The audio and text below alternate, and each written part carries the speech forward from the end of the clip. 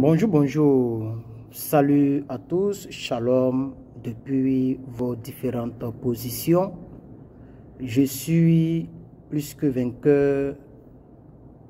Donc aujourd'hui, j'aimerais parler avec vous de la foi. Vous savez, la foi est importante. La foi est donc le missile du chrétien. Oui, la foi représente la force de Russie chez le chrétien. Aujourd'hui, la Russie fait peur parce qu'elle a donc beaucoup de missiles, beaucoup de forces militaires. Le chrétien, sa force, c'est dans sa foi. C'est par rapport à l'intensité de la foi. C'est par rapport au dépôt de foi que tu as. La foi est très capitale. La foi est très importante. Chers frères et sœurs, elle est tellement importante qu'il faut d'abord savoir d'où provient la foi pour pouvoir aller puiser cette foi-là. Quand vous prenez le livre de Psaume, je pense que Psaume 10, verset 17, il est dit clairement que la foi, donc, vient ou provient de ce qu'on entend. Ah oui. Et pour le chrétien, ce qu'il devrait entendre, devrait provenir de la parole de Dieu, de la parole de Christ, de la parole de notre Dieu, nous qui nous disons chrétiens. Donc la foi vient de ce qu'on entend, et ce qu'on entend vient de la parole de Christ. Chers frères et sœurs, appuyez-vous sur la parole de Dieu, sur la Bible, sur les Saintes Écritures, que sur les êtres humains qui elles-mêmes ou eux-mêmes sont à la recherche de la grâce de Dieu et qui eux-mêmes, les êtres humains, sont comme vous et moi. La Bible dit, Élie était de même nature que moi, que vous et moi. Élie. Mais il a prié, le feu est descendu par rapport à l'intensité de sa foi. Élie a prié. Mais si Élie prie et le feu descend, s'il a une telle grande foi qui mobilise du ciel l'intervention surnaturelle sur le prophète de Baal, il faut chercher à savoir, attends, mes feuilles traînent, je me pose et je reviens. Bien, je suis de retour. Il faut chercher à savoir que la foi est très importante. Chers frères et sœurs, la Bible dit dans Hébreux 11, or, sans la foi, or, la foi, là c'est la définition.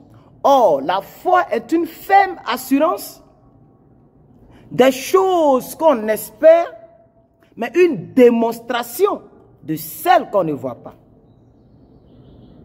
Et quand vous descendez un peu entre le verset 6 ou 5, je pense que c'est le verset 6, la Bible dit, or, sans la foi, il est impossible d'être agréable à Dieu. Mais nous, en tant que chrétiens, je pense qu'un enfant de Dieu ou un chrétien, entre guillemets, un religieux, mais un chrétien n'est pas un religieux. Mais je veux dire, un religieux doit plaire à la chose qu'il adore. C'est-à-dire ceux qui adorent les bois sacrés, ceux qui vont chez les marabouts. Il faudrait que le marabout soit content quand tu lui envoies, les poils du lion qu'il t'aura demandé, ou la tête de ta mère qu'il t'aura demandé, pour que tu puisses avoir l'argent. Si tu n'envoies pas cette tête-là, tu ne vas pas lui plaire, tu vas l'énerver parce que tu n'as pas envoyé ce qu'il t'a demandé. Nous les chrétiens, ce que nous devons présenter, envoyer à Dieu, ce que nous devons mettre à l'avant, c'est notre foi. Quand nous parlons à Dieu, en cela, nous sommes agréables à Dieu. Donc, la Bible dit dans Hébreux 11, verset 6, que sans la foi, il est impossible d'être agréable à Dieu. Car il faut que celui qui s'approche de lui croit que Dieu existe et qu'il est le rémunérateur de ceux qui le cherchent. Chers frères et sœurs, C'est très important, cette histoire de la foi. Très important. La Bible dit dans 1 Jean 5, verset 4. 1 Jean 5, verset 4. Parce que nous sommes nés de Dieu. Donc nous devons triompher du monde. Mais la chose qui doit nous faire triompher du monde doit être notre foi. Chers frères et sœurs. Oui. Oui, mes frères et sœurs. Si tu n'as pas la foi, tu ne peux pas triompher du monde. Tu vas aimer les tatouages comme le monde. Tu vas aimer le sexe comme le monde. Tu vas aimer les broutages comme le monde. Tu vas aimer les luxes comme le monde. Tu vas aimer tout ce que le monde aime. Tu vas aimer les buzzman. Tu vas aller sur les pages des buzz, sur les pages où ça s'insulte, les clashs. Pour triompher du monde, il faut que tu puisses avoir ce trophée-là. Cette capacité surnaturelle. Et c'est notre foi. Je ne sais pas si je cite bien, mobilise bien le verset, mais je pense que c'est juste. Lisez bien le verset. 1 Jean 5, verset 4. Nous sommes nés de Dieu. Donc automatiquement, nous triomphons du monde. Mais la clé, la victoire, qui nous permet de triompher du monde, c'est notre foi. Dit la parole de Dieu. Donc c'est très important ce dont nous parlons ici, chers frères et sœurs. C'est très capital. Nous devons avoir la foi. Nous devons veiller sur notre foi. Et l'apôtre Paul a dit à Timothée, c'est dans 1 Timothée, je crois bien, verset 6 à 12 là. Non, 1 Timothée 6, verset 12. Il a dit à Timothée, il dit, mais il faut combattre comme moi, le bon combat. Et le bon combat pour le chrétien, c'est le combat de la foi. Il faut combattre le bon combat de la foi. Et le bon combat de la foi, c'est de saisir la vie éternelle. C'est d'avoir la vie éternelle. Parce que c'est à laquelle nous avons été appelés. Nous n'avons pas été appelés pour rouler dans jet privé. Parce que jet privé, ça peut faire crash et puis tu es mort. Nous n'avons pas été appelés pour avoir des tatouages ou pour avoir un cahier rempli de go. Voici mon cahier où je mets tous mes défis, tous mes projets de cette année. Depuis que l'année a commencé, j'ai commencé, et c'est en anglais d'ailleurs, j'ai commencé à noter tous mes... C'est là que je suis arrivé pour l'instant. Ça, ce sont mes défis, mes projets. Quand quelque chose m'arrive, que ce soit du mal, du bien, je mets tout ici. Parce que je veux maintenant chaque année avoir un cahier où je note tout, mais vraiment tout. Avant-hier, j'ai eu un petit, entre guillemets, un petit malheur, je note. Bonheur, je note. J'ai fait tel, je note tout. Chers frères et sœurs, il y a d'autres qui ont ce genre de cahier-là pour noter combien de go ils ont eu. Il y a des gens qui se félicitent aujourd'hui parce qu'il est sorti avec 50 go. Il a déjà fait l'amour avec 50 filles. Ça, c'est très peu dans ce monde facile où nous sommes, où on peut draguer à distance, on peut faire même l'amour à distance. Là, c'est grave. Chers frères et sœurs, donc l'apôtre Paul dit, le chrétien que toi tu es, que moi je suis, nous devons combattre le bon combat. 1 Timothée 6, 2.